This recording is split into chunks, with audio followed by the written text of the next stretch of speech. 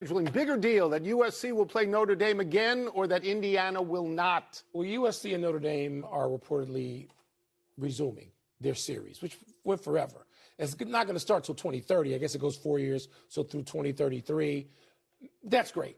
Meanwhile, Indiana is being reported as the villain in this, basically saying we're not playing Notre Dame anymore. That's right. Let me just tell you this. I live next to Indiana.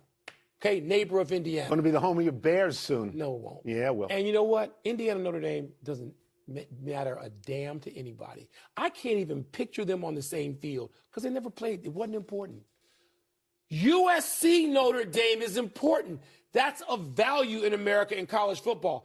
Indiana, let me tell you something else about Indiana. And Cignetti did a wonderful job. What they did last season. Tremendous. It's just tremendous. Indiana's not a football power.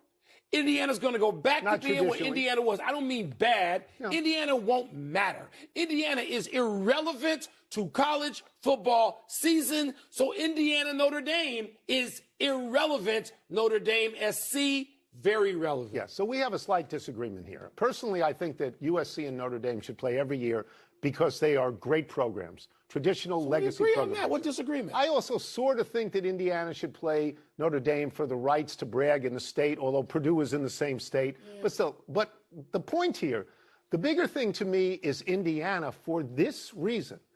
Curt Cignetti, all power to Curt Cignetti for what he did, but he ducks any good team non-conference. Yeah. This is who we played last year, non-conference. Old Dominion, Kennesaw State, Indiana State, 1AA. This year, North Texas, Howard, 1AA, Western Kentucky. You always make fun of the SEC. You say they don't schedule anybody. Do you know the SEC has a rule? Indiana? The SEC has a rule that you have to play one Power 4. They do now. One Power 4 conference. Obviously, the Big Ten does not. I just think this is weak on the part of Indiana. Weak. It is weak, so we don't disagree. All I'm saying is Indiana Notre Dame ain't relevant. Okay. Can you picture their two teams and their jerseys on a field together? No. Not like USC.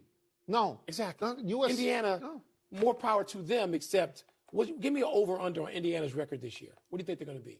I'd say they win at least 8. At least 8. At least 8. I'm tempted to go under. Horse racing. Oh, this is just for you. Thank you. Is it fair for the Kentucky Derby and the Belmont Stakes to cut out the Preakness? Okay, so this is what has happened.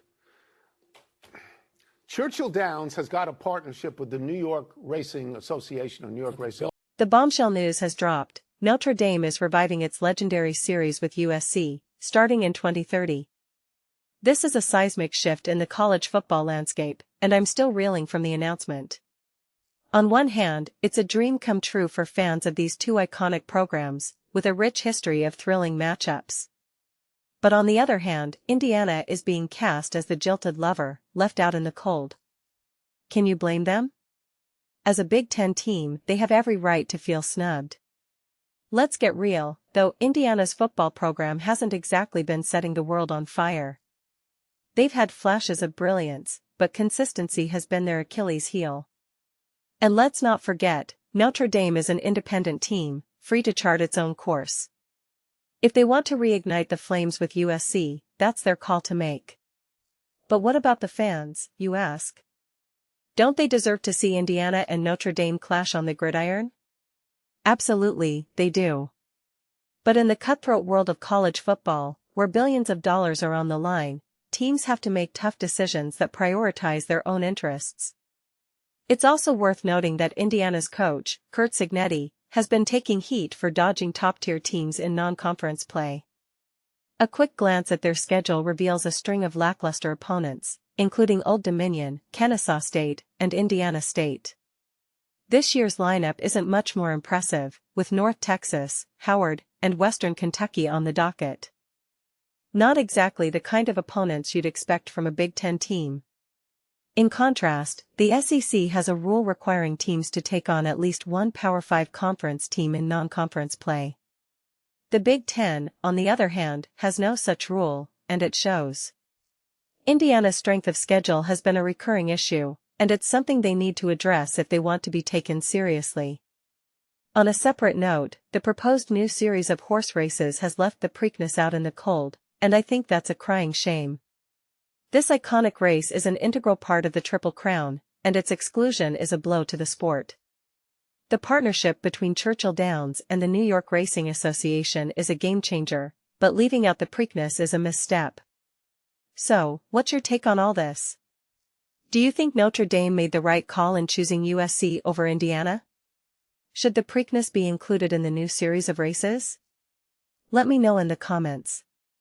Don't forget to like and subscribe for more content, and thanks for tuning in. The next few years are shaping up to be a wild ride for college football, and I'm eager to see how it all plays out.